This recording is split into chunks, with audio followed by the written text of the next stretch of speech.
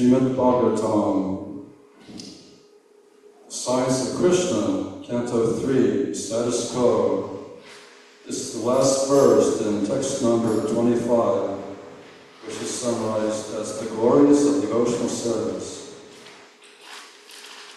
Actually, devotional service is the only subject in Srimad Bhagavatam. Devotional service is the only subject in Bhagavad Gita. Text number 44. Etavan eva loke asmin pumsam Vishwayasya udayaha Tivrena Bhakti Yogena Manaha Mahi Arpitam Stiram Etavan Nevalokesmin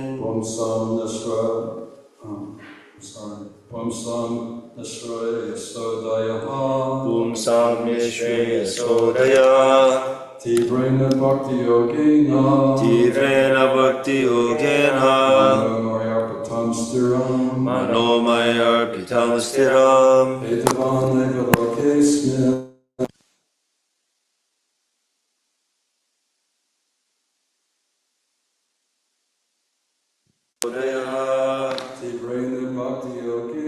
Tivrena Bhakti Yogena Manomaya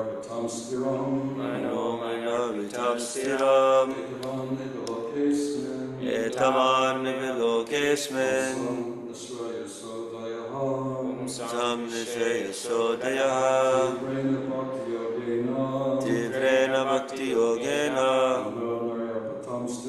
Manomaya Stiram Etavan Nevalokesmin Pumsam Nishra Yasodaya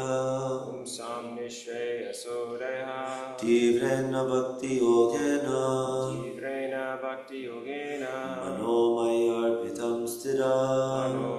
Manomaya Stiram Etavan Nevalokesmin Pumsam Nishra Yasodaya Tivrena Bhakti Yogena Manomaya Stiram Etavan Nevalokesmin Pumsam Nishra Yasodaya Tivrena Bhakti Yogena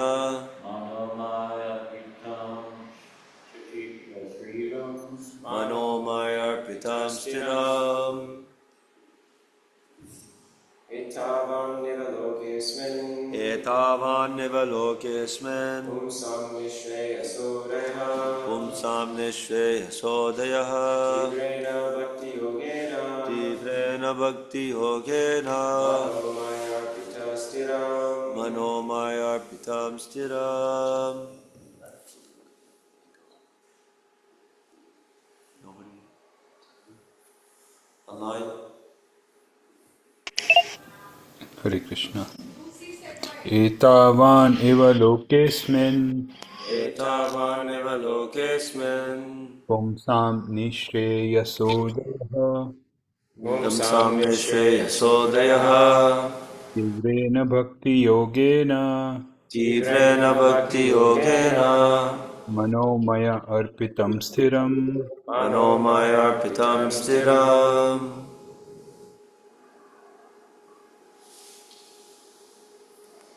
एतावानेव लोकेऽस्मिन् पुंसां निःश्रेयसोदयः तीव्रेण भक्तियोगेन मनोमय्यर्पितं स्थिरम्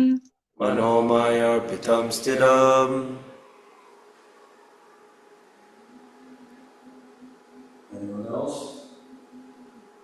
एतावानेव लोकेऽस्मिन् पुंसां निःश्रेयसोदयः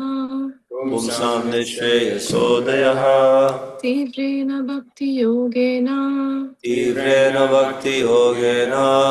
मनोमय्यर्पितं स्थिरम्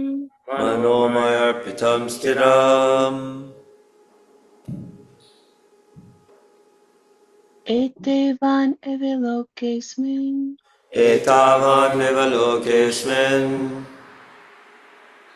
पुंसां निःश्रेयसोदयः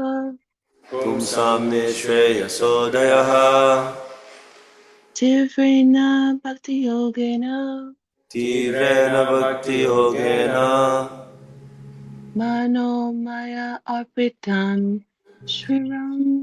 manomaya arpitam stiram.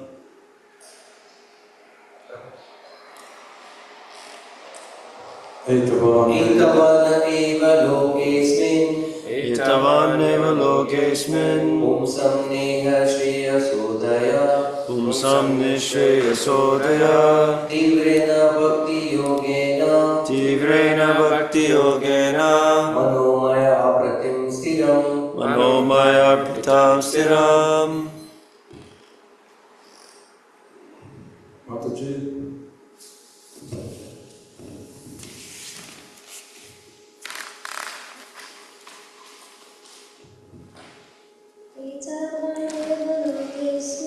Etaneva lokesmin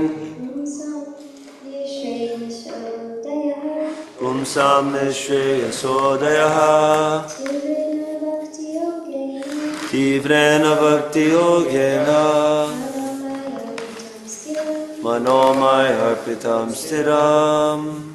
Etavaneva. Etavaneva Only so far. only so far Lokeyasmin. Lokeyasmin In this world. Pumsam Men. of men Nishreyasa. Nishreyasa Final perfection of life. final perfection of life Udayaha. Udayaha The attainment of. the attainment of Tivrena. Tivrena Intense. intense Bhakti Yogena. Bhakti Yogena By practice of devotional service. by practice of devotional service Manaha. Manaha Mind. Mayi Mayi. In me. Arpitam. Fixed. Stiram. Steady. Translation and purport by His Divine Grace, A.C. Bhaktivedanta Swami Prabhupada. Therefore, persons whose minds are fixed on the Lord, engaged in the intensive practice of devotional service, that is the only means for attainment of the final perfection of life.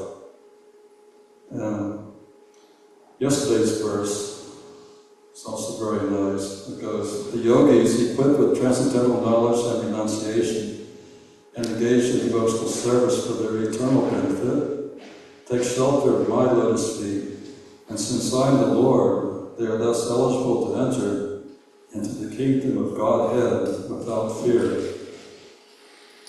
Today's purport by His Divine Grace Srila Prabhupada. Hear the words, Manamai Arpita. The mind being fixed on me are significant. One should fix his mind on the lotus feet of Krishna or his incarnation.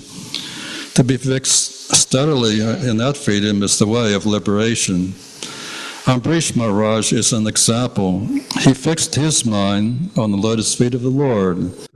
He spoke only on the pastimes of the Lord. He smelled only the flowers and tulsi offered to the Lord.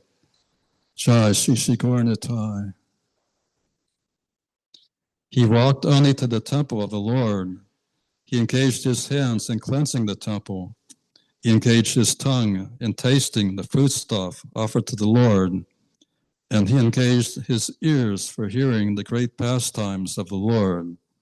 In that way, all his senses were engaged. First of all, the mind should be engaged at the lotus feet of the Lord very steadily and naturally, because the mind is the master of the senses. When the mind is engaged, all the senses become engaged. That is Bhakti Yoga. Yoga means controlling the senses. The senses cannot be controlled in the proper sense of the term. They are always agitated. This is true also with a child. How long can he be forced to sit down silently? It's not possible. Even Arjuna said, Janshlamhi Mana Krishna, the mind is always agitated. The best course is to fix the mind on the lotus feet of the Lord. Mano Mayarpatam Stiram. If one seriously engages in Krishna consciousness, that is the highest perfectional stage. All Krishna conscious activities are on the highest perfectional level of human life. So Donovan Maharaj, we're always eager to hear your realizations on Srimad Bhagavatam. Please be free to comment anytime, and please be free to find any corrections or chastise me.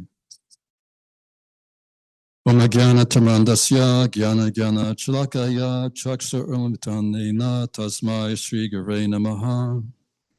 I was born in darkest ignorance. My spiritual master opened my eyes with the torch of knowledge. I offer my respectful obeisances unto him. So here Prabhupada is describing the easy process of devotional service. Compared to impersonal meditation, devotional service is very easy because there are many persons interested in meditation. But it's not possible to meditate on something impersonal or void, like the Mayavadis try to do. But oftentimes their senses become uncontrolled because they fail to take shelter at the lotus feet of Krishna or Vishnu. So this verse is very important.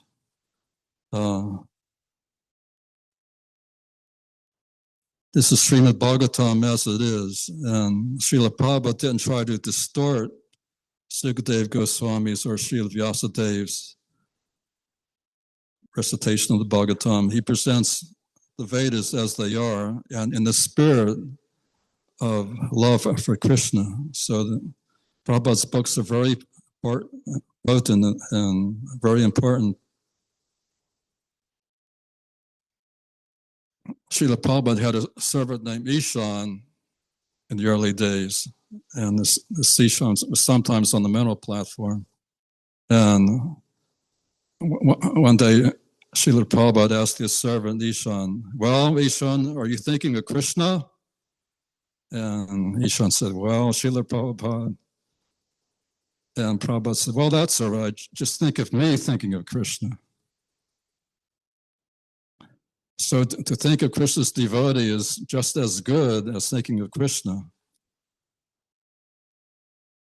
And to think of Sri Sri Gauranatai, who are Krishna himself as well as Balaram himself, to think of their lotus feet is as good as thinking of Krishna's lotus feet. So all the forms of Vishnu, they're very important, they're very essential for getting us free from this material world. Others are trying for mukti in various ways, but basically they're failures because they fail to take shelter at the lotus feet of Krishna. And this word, Tivrena Bhakti Yogena, is significant. Tivrena means intense. Here Kapila Deva is stressing those persons whose minds are fixed on the Lord engaged in the intensive practice of devotional service. One should be enthusiastic, as stated by Rupa Goswami. One should be enthusiastic. Enthusiasm means endeavoring with intelligence. One should know, without a doubt, that there's no one greater than Krishna. There's no one equal to Krishna. Krishna has millions of names. One of Krishna's names is Ajit, unconquerable. When Krishna was present 5,000 years ago, there are many powerful demons who tried to kill Krishna, but they were all unsuccessful. Krishna killed every one of the demons who tried to kill him. And by killing them, by his mercy, they got liberation. So Krishna is so kind, even to his enemies. And Jesus said, "Give me the hot or give me the cold, but the lukewarm I spit out."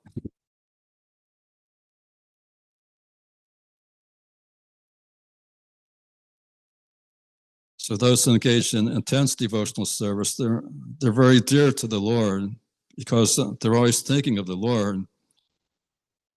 And the Lord is always thinking of them. So Krishna reciprocates for a devotee who never forgets the Lord, and Krishna never forgets that devotee.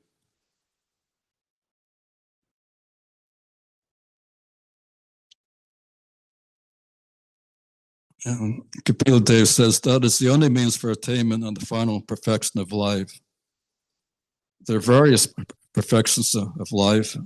There's mukti, which is the perfection of becoming free from the three modes of material nature. There are mystic perfections, which are 8 in number. The yogi can become smaller than the smallest. He can become lighter than the lightest. He can bring anyone under his control. He can create a planet by his own will. He can destroy a planet by his mystic power. Yogis are so powerful. But these are not the final perfections. Who could say what is the final perfection of life?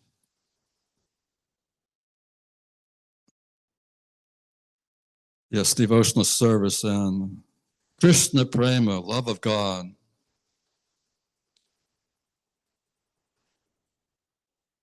So those who are understanding Srimad Bhagavatam, they're fortunate because they have a clear conception of God, that he's Navayovana, he's never contaminated by the modes of material nature, he's always beautiful, he never changes his body. He's the oldest person, he's smaller than the smallest, and he's bigger than the biggest. Krishna is unlimited. No one can estimate how great Krishna is because his greatness is unlimited. At the same time, he is so small that he lives in everyone's heart as the size of a thumb. And even smaller than that, Krishna enters into the atom, and Krishna enters into the Atma and the soul, and he enters into the heart of the Atma. So no one can estimate how small Krishna is. He can become smaller than the smallest and the greater than the greatest. So we have 2 deities of Shri Gauranatai. One is Chota Gauranatai. Chota means small, and the full-size Gauranatai. And that they're equally the Supreme Personality of Godhead.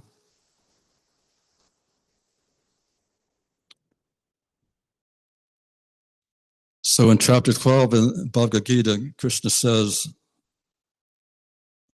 that in chapter 12, he tells Arjuna, always think of me, engage your intelligence in me, and thus you will live in me always without a doubt. And if you're unable to always think of me, then engage in the principles of Bhakti Yoga. If you're unable to do that, then work for me without fruit of desire. So Krishna gives many different methods of achieving him, and the direct way is to always think of Krishna. And if we have a conception of Krishna as a person, it's easier to think of Krishna. You can think of Krishna as he's standing on Keshi Ghat. He's playing his flute. He has a peacock feather, and his lotus feet are decorated with tulsi leaves. And he has a dark bluish complexion. And he's wearing yellow dhoti and the Vajjayanti garland. So Krishna is not impersonal. Krishna is the Supreme Person.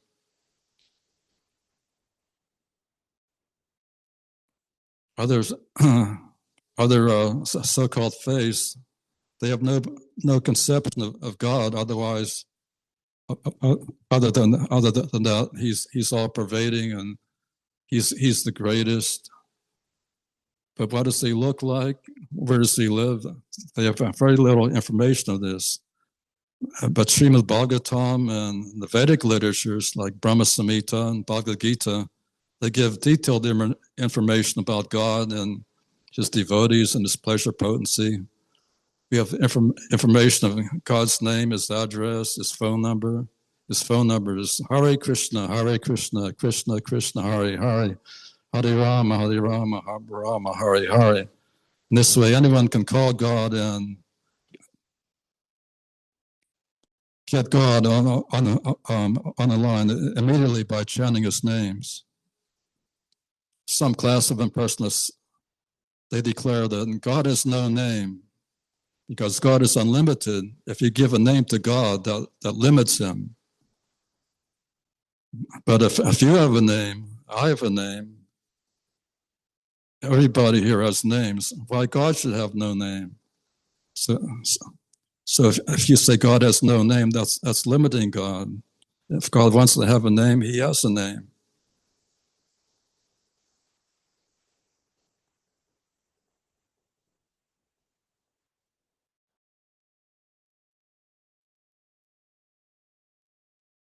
Just like if you want to make friends with somebody, you introduce yourself and you say, "My name is," and you inquisitive as to what that person's name is. So this the first step in friendship is to know the person's name. So Krishna has hundreds of millions of names, but the most important name is Krishna, or Govinda. And Krishna likes to be addressed by his names that are in relationship with his devotees. So Krishna is known as Devaki Nandana, Yashoda Nandana, Nanda Nandana. He's known as Parthasarthi, the charioteer of Arjuna.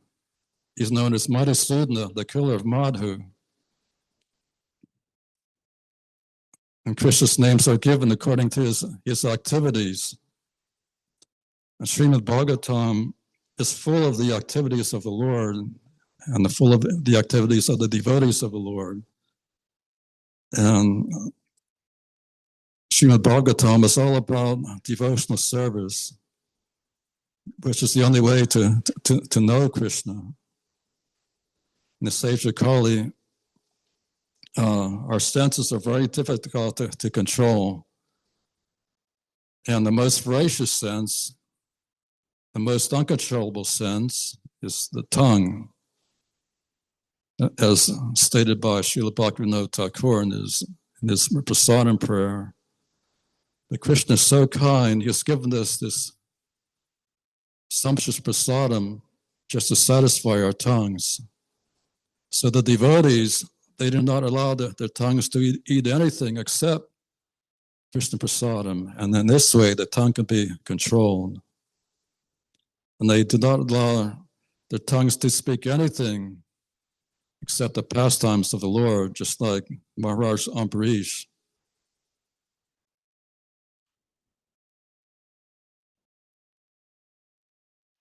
As is stated above, it's a description of Maharaj Ambarish in Srimad Bhagavatam that goes, Savai Mana Krishna Padarvinda Yor Viksham Siva Kunta Gunarna Varnane Karare Mandira Bernadashu Sritam Chacha Chuta Sadkato Daye Makunda Lingaya Darshne Drasa Tatpritjakata Sparsa Ganga Sangamam Granam Chapata Tasroja Sarbe Srimatalasya Rasnam Tararpate Dhamare Kshetra Padana Sarpane Siro Rishikesha Padarva Vindame Gamam Chadasye Natatu Kama Kamiyam Yatotama Ganasraya Ratahi. King Ambarish fixed his mind on the lotus feet of Lord Krishna, engaged his words in describing the abode of the Lord, his hands in cleansing the temple of the Lord, his ears in hearing the pastimes of the Lord, his eyes in seeing the form of the Lord, his body in touching the body of the devotee, his nostrils in smelling the flavor of the flowers offered to the devotee. Offered to the lotus feet of the Lord, his tongue in tasting the tulasi leaves offered to him, his legs in traveling to the holy place where his temple is situated, his head in offering obeisances unto the Lord, and his desires in fulfilling the desires of the Lord, And all these qualifications make him fit to become a Matpara, devotee of the Lord. Srimad Bhagavatam, 9th Canto, Chapter 4, text 18 through 20. So this is a very nice description of King Ambarish Maharaj, who attained the final perfection of life. Some people think that the perfection of life is to be the greatest ruler on the earth, or the greatest philosopher, or the most beautiful person in the world, or the strongest man in the world, or the greatest scientist. But all these are not real perfections, because they're temporary achievements. When this body is finished, these things will be finished. But any service you do for Krishna, that's your permanent asset. And Prabhupada writes in this purport that the highest perfectional stage is Krishna consciousness, and all Krishna conscious activities are on the highest perfectional level of human life. Jai Shri Shri Gaur Nitai.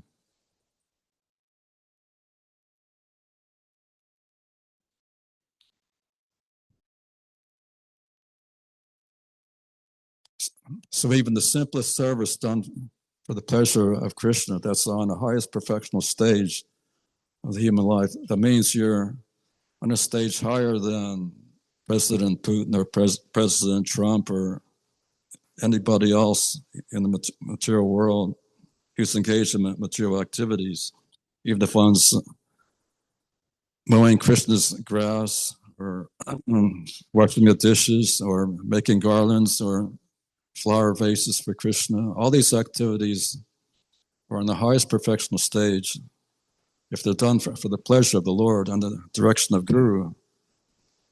And in Bhakti Yoga, there are many do's and don'ts as given by Rupa Goswami. He's and Prabhupada has given us a simple version of the do's and don'ts. And Prabhupada said, if I told you everything, all the rules and regulations, you would faint. So in the nectar of devotion, there's so many rules in the process of archana. Archana means engaging all our senses in the service of the Lord. Just like Bhagavad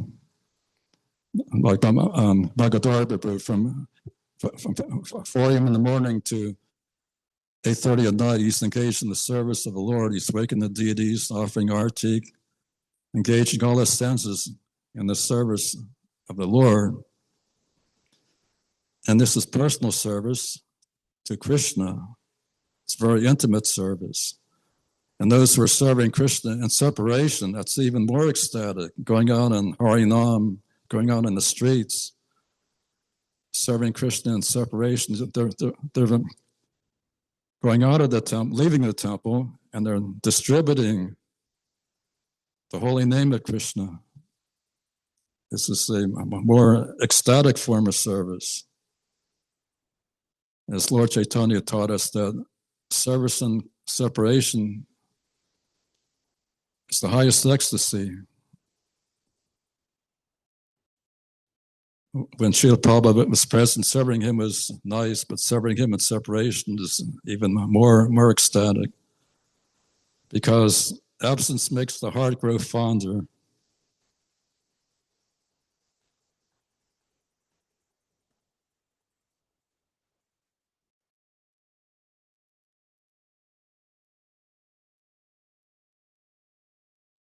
So a pure devotee does his best to follow all the rules and regulations that were given by the spiritual master.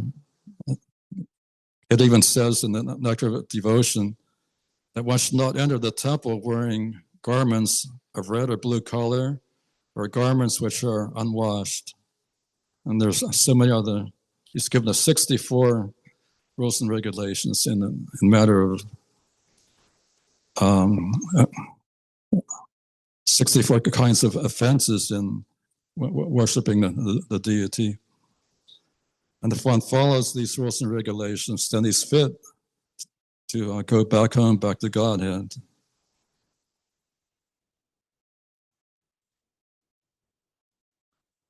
Any comments or questions? Yes, Jagannath.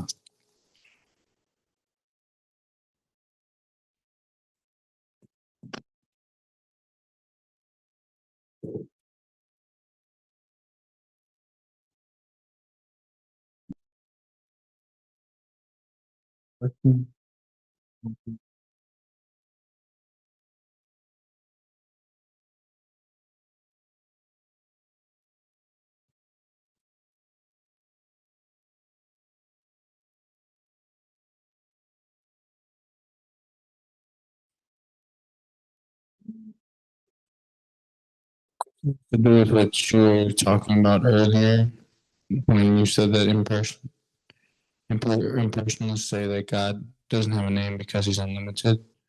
And you said that if God wants to have a name, he can have a name. But I was thinking, I'm just playing the devil's advocate, but I'm just thinking, like, especially during book distribution, this might come up.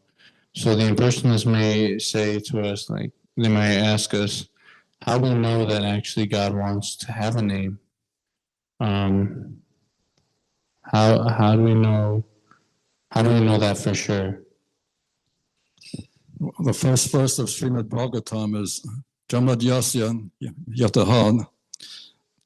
There it says that Krishna or Vasudeva is the source of the creation, maintenance, and annihilation of this universe and all the universes. And he's the source of the creation of everything.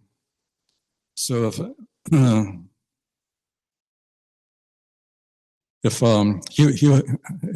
you and I have names, then God also must have names, because this world is a perverted reflection of the spiritual world. In the spiritual world, every devotee has a name. Krishna has a name. Even though Krishna is taking care of thousands of cows and calves, he has a name for every cow and every calf. And he calls each cow by their personal name.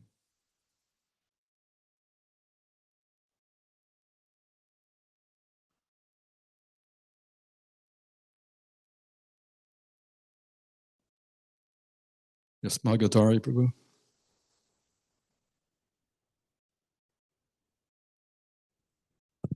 So you brought the logic that for that quality to exist within the product, it must exist within the source. Right. So I just was thinking, Prabhupada has actually criticized the materially minded persons for being a little bit preoccupied with vitamins. With what? Vitamins. Vitamins. Vitamins. And he describes how the belly, the fire in the belly is this mystical switch that actually provides nutrients for the body, which is also being recognized. And he gave one example that the cow is so amazing. The cow can eat grass, which if grass is analyzed separately, there's no nutritious value there in the grass. But by combination with the fire in the belly of the cow, then she produces blood, which is incredibly rich in nutrients, and that blood is transformed into milk, which is the best of all foodstuffs. So then I was thinking, in the mood of a challenger, that how can there be, how come there is so much nutrients, in the milk when there's none in the grass? If we're saying God has the qualities, must have within God, there must exist the qualities which exist within. the product. This is the mystic power of Mother Cow. Actually, the grass is full of vitamins, but the cow's stomach has 4 compartments. Our stomach has only 1 compartment. So a cow is one of the categories of mammals known as rumicants. They first swallow the grass, then they throw it up and chew it. They chew the cud, and goats and buffaloes also do this. Deer also chew cud, and the deer also eat grass. So the vitamins in the grass are digestible by the cow. Actually, the grass is full of vitamins, but if you try to eat grass, live on a diet of grass, you'll die because your body's not suitable. So each body has a particular mystic power. A fly has mystic power that the fly can defy gravity and walk on the ceiling, but you cannot walk on the ceiling. But the fly has like mystic power, and the lemon tree has the mystic power to produce citric acid. One tree can produce tons of citric acid by that tree's mystic power, and he's getting the nutrients from the same soil that other plants are getting it from, but the other plants are unable to produce that sour substance called citric acid.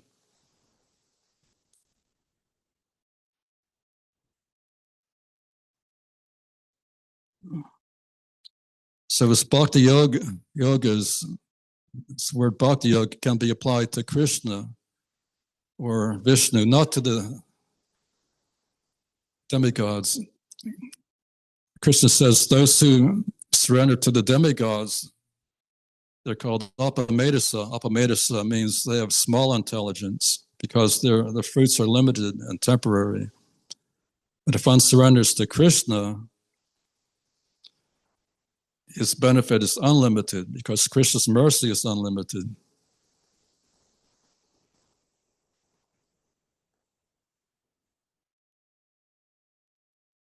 And if one surrenders only to the demigods, at the time of death, he can attain the planet of the demigods. One who surrenders to Krishna goes to Krishna. Those who worship ghosts and spirits take birth amongst the ghosts and spirits. So it's not that whoever you worship, you will reach the same goal as the Mayavadis say. This is nonsense. Just like if you want to go to Delhi, you have to purchase a airplane ticket for Delhi. If you purchase a ticket for New York City, you will never get to Delhi that way. You have to purchase the proper ticket. So the highest destination is Krishna Loka, Goloka Vrindavan, and those who are in the Gaudiya Vaishnava Sampradaya, they're aiming for that planet, which is the highest planet. Those who worship the demigods, they may reach the heavenly planets. At the time of Brahma's death, all the planets are destroyed. The demigods are destroyed, and the worshippers of the demigods, they are also annihilated. So their worship has temporary benefit, but not permanent benefit. They can become very wealthy in this world, just like Ravana was a great devotee of Lord Lord Shiva, and his capital became so wealthy. It was called the City of Gold. It was called. It's nowadays known as Sri Lanka, that island off the coast of India. Now it's known as Ceylon.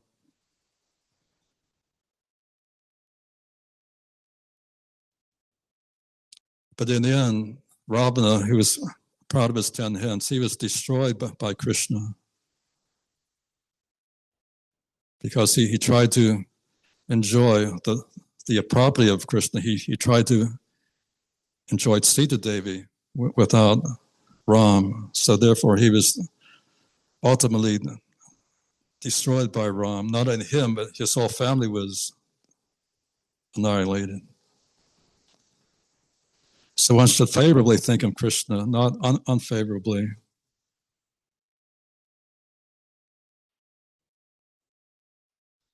To think of Krishna unfavorably, just like the demons do, that's not very profitable.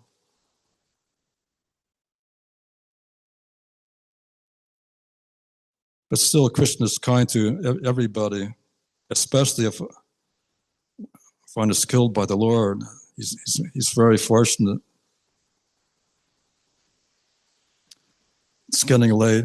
Now it's time for the Sankirtan Festival. All glories to His Divine Grace, A.C. Bhaktivedanta Swami Prabhupada.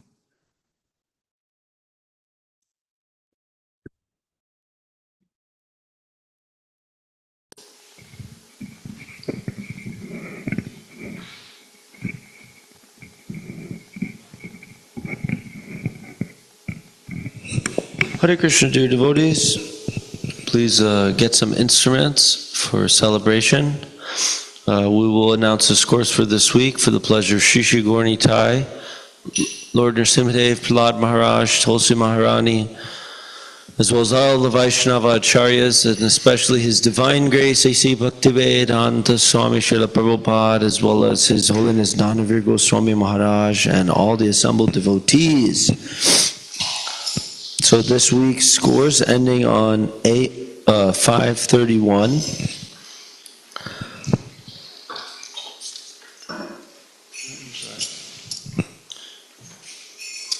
Would he like something? Or he has already. Okay, so this week we have 3 reported book distributors. Rather. 4 book distributors. Okay. And I have one Maha too. So add 2 points to what I gave you.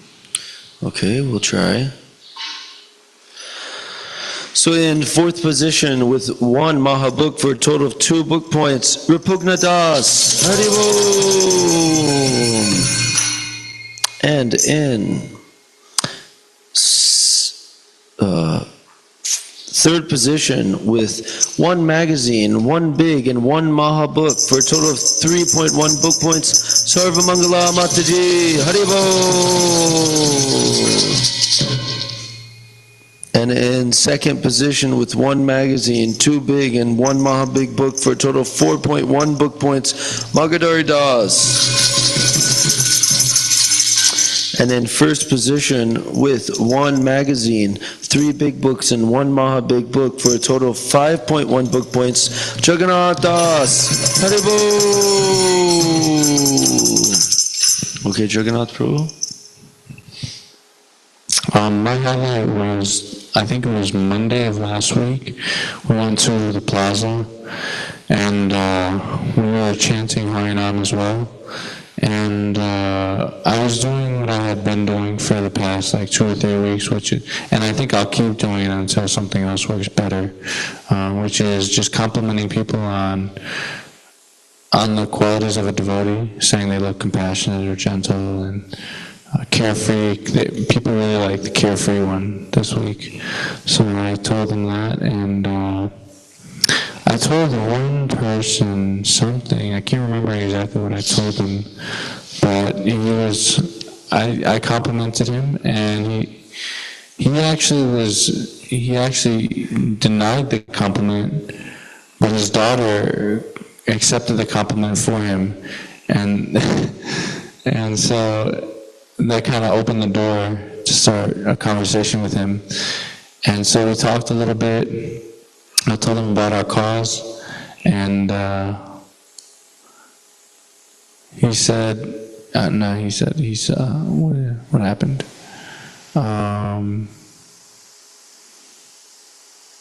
Yeah, he said he would buy one. He said he would get a book, and I think he gave like $7 for a hardcover Science of Self-Realization. And I think that's it. Thank you, Hare Krishna.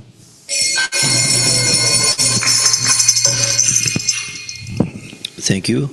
So we'll give the highlight for Sarvamangala Mataji. And let's see here.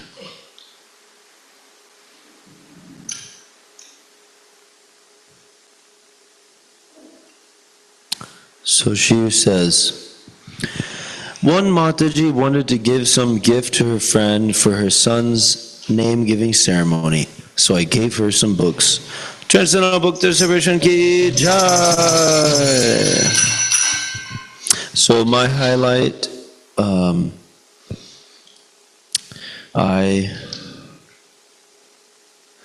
I got to meet one friend. I've been seeing him every once in a while. His name is Wesley. He's actually a very good artist.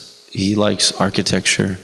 So he goes around town and he just like sits down in different places and draws things.